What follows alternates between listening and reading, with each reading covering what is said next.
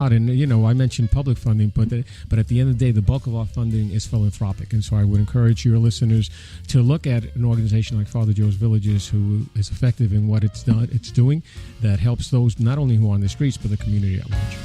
Cloudcast 180, powerful people, powerful stories, 180 seconds. The San Diego Union Tribune and Retirement Strategies Group present the Union Tribune Community Spotlight Show with your host, Drew Schlossberg.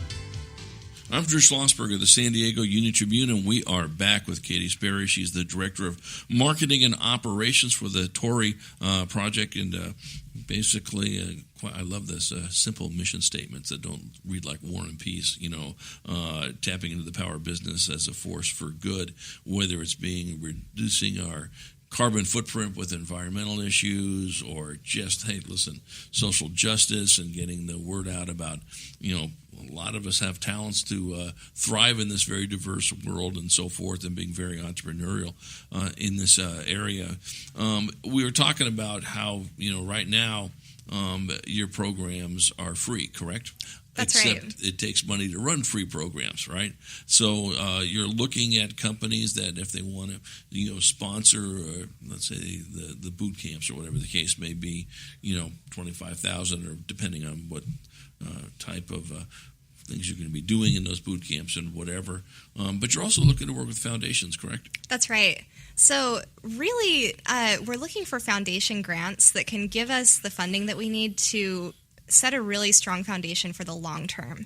So these are probably going to be multi-million dollar grants that will help us lay this foundation, because even though we're in our first year still and things are still based in San Diego, our goal is to be a global organization that is working throughout the entire world and creating change here in Japan and Myanmar, throughout Europe. You name it, you'll find Torrey Project's principles baked into the business system. Right. And, and with that, certainly it takes a lot of boots on the ground to help what you're doing. You're looking for volunteer entrepreneurs, and so forth? We are, absolutely. So as we build out these programs, there's so much need for help in every single aspect. We're doing a lot and we're running as fast as we can, but this is such a huge mission that we really do need the community's help. So if you have talents as a teacher and would like to come and help us build out our programs, we'd love to have you. If you have a talent at marketing, I'd love to have more people on my marketing team. And if you have introductions for us to people who might be interested in supporting this cause, those are so valuable, and we really welcome any sort of help that people might be able to offer. So are there other groups that are doing what you're doing with this focus? We talked about this in the first segment at all. I mean, who doesn't want to sit there and do some outreach that's going to, help organizations, continue their mission, continue making, money for what they need to do to sustain their organization, but while they're doing it, reduce whether it's a carbon footprint or something else. Are there other groups, again, that are working with you on this? There are a lot of different groups that are working on similar problems, and you'll probably hear most of them listed under titles including social entrepreneurship. So right. This is a term that basically is saying business can not only make a profit, but also have a social mission. Right. And so you'll look at Ashoka Changemakers, you'll look at some of these great organizations. There are so many throughout the U.S. that are leaders in this space. Right. The Omidyar Foundation has been really focused in this area. Bill and Melinda Gates have shown some support already. So there are lots of great organizations working on this problem. Right. And so do you fear a little bit that you may get lost in some of this? Or how do you establish what differentiates the Torrey Project with what other groups are doing? So the thing that really differentiates us is we are a strongly stakeholder-focused organization. So whereas the other ones might be promoting business, in more of a for-profit sense, or they might be promoting nonprofit organizations, we are here to promote organizations that are definitely for-profit. They can be social enterprises, but they don't have to be. Right. But they're embracing this balanced stakeholder approach. And what that means is that they're not prioritizing one stakeholder above the others. So you're not going to say my investors are my number one priority, and so if they ask me to fire all my employees, I'll do that.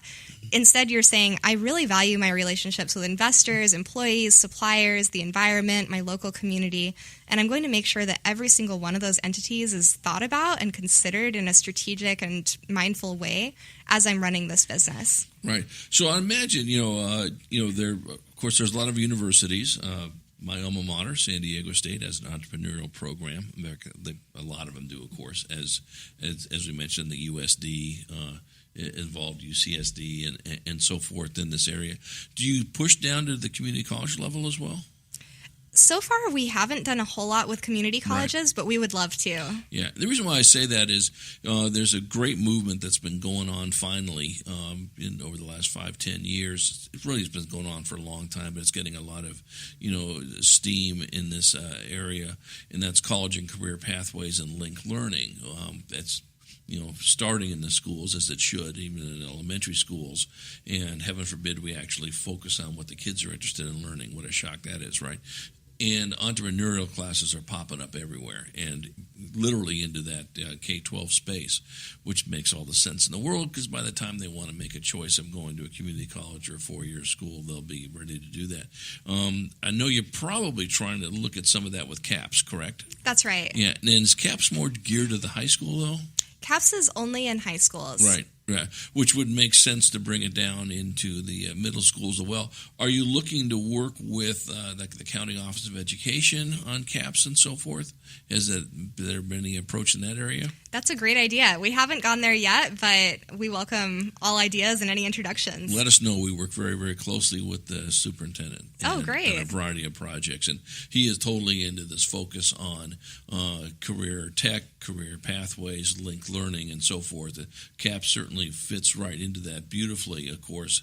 But the whole aspect of giving these students and the kids, and to some extent their parents too, this entrepreneurial spirit and the skill sets that we're going to need to move forward. We're chatting with Katy Sperry. She's the Director of Marketing and Operations for the Torrey Project. I'm Drew Schlossberg. You're listening to another edition of the Community Spotlight Show here in Cloudcast and Media Radio.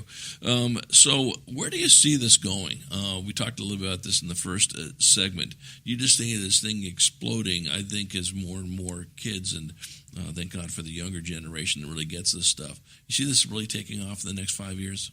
We really do. And we know that this isn't going to be an overnight change. Right, These problems are so huge. And it's interesting,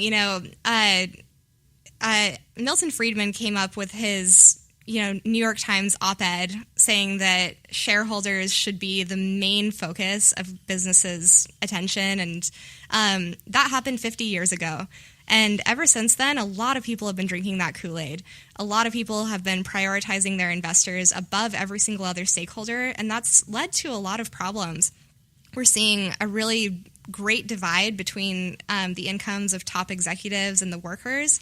The incomes of top executives have risen at a much faster rate.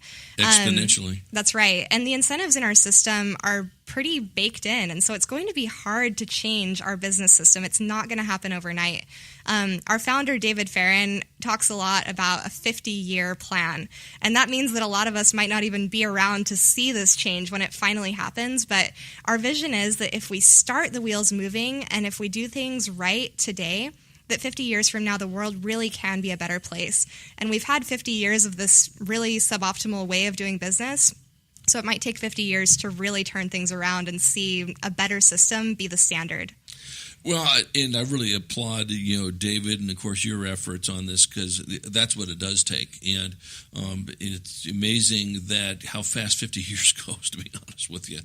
You blink and you go, when did that happen? And it'll be here before you know it. And you start building that base and you start building that process, and you will see some change on it. And but like anything that have these big movements, whether it's trying to make sure that we don't sit there and contaminate our drains, storm drains, and all that business. And it's amazing how some of the stuff, the anti-smoking campaigns, that in our lifetime of the world is really pretty new, to be honest with you, considering how long we've been on Earth and all this.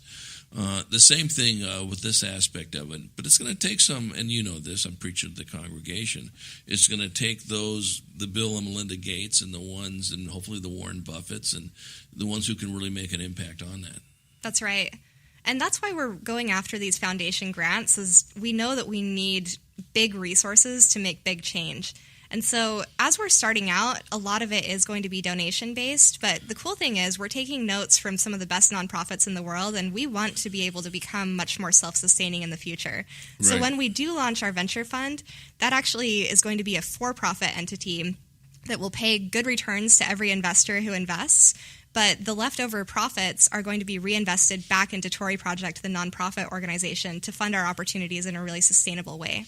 Right, exactly. Well, that's how that stuff starts, and we all know that, when there are metrics behind it, we did this is how it helped this person, this is how it helped this community, and here is whatever the goal is, the carbon footprint that was reduced, or look at the diversity we've done, or what they've been able to enhance, their revenues, and that have enabled them to do 50 billion more things in the community. It's all good. Katy Sperry, thank you so much for coming in to the show. We'll look forward to following the success of Torrey Project, hopefully in the next 50 years. I'm not sure if I'll be around. I guarantee you'll be around, and thank you for your efforts in doing what you do to make this a much better and more vibrant community. Thank you, Drew. Yeah, my pleasure. Katy Sperry, she's the Director of Marketing and Operations for the Torrey Project. I'm Drew Schlossberg. You've been listening to another edition of the Community Spotlight Show here on Cloudcast Media Radio. We are brought to you by Retirement Strategies Group, the Retirement Made Simple, folks.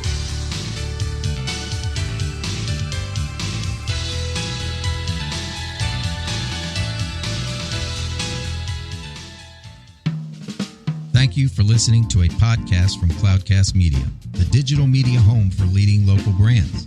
When it comes to amplifying your brand, a Cloudcast-sponsored show offers unbeatable value. Learn more at cloudcast.us. Cloudcast 180. Powerful people, powerful stories, 180 seconds.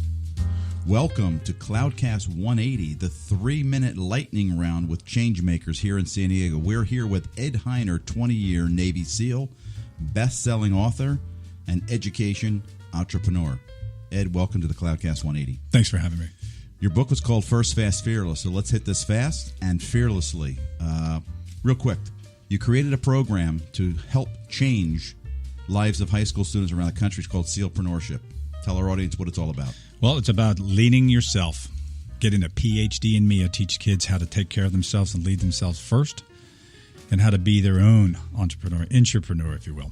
Is it something you think public education is lacking, this concept of self-leadership? Absolutely. It's a mindset that kids don't get. My son doesn't get it in his school.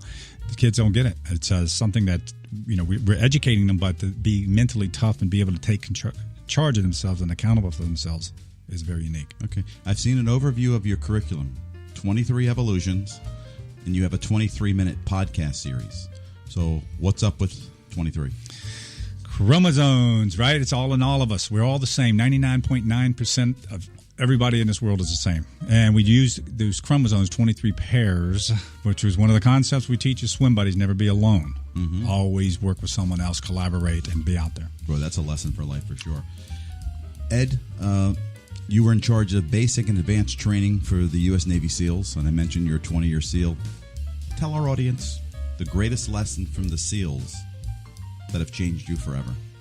Probably in the back of a helicopter one night in Iraq before I was getting ready to fly into an Al-Qaeda target, it dawned on me that when a pilot said, you have this many souls on board, it dawned on me that the opposite of fear is love. It's not else. I don't fight for what I hate in front of me. I fight for what's beside me, behind me that I love. Wow, it's a powerful concept. Wow. You've talked a lot about the blue-collar scholar as a concept. Fascinating. Tell our audience, what is the blue-collar scholar as it relates to your SEALpreneurship program?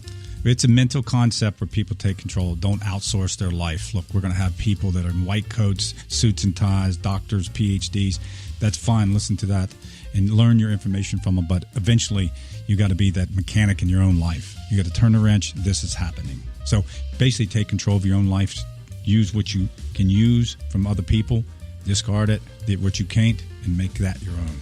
Leadership is something that you do. It's you do with people, not to them. And one of the best forms of leadership I learned in the back of that helicopter is called MOM. Ed, focus on mission, others, me. Mission, others, me. Ed, thank you for being here. This has been the Cloudcast 180. We hit it fast and fearlessly. We're out. Cloudcast 180.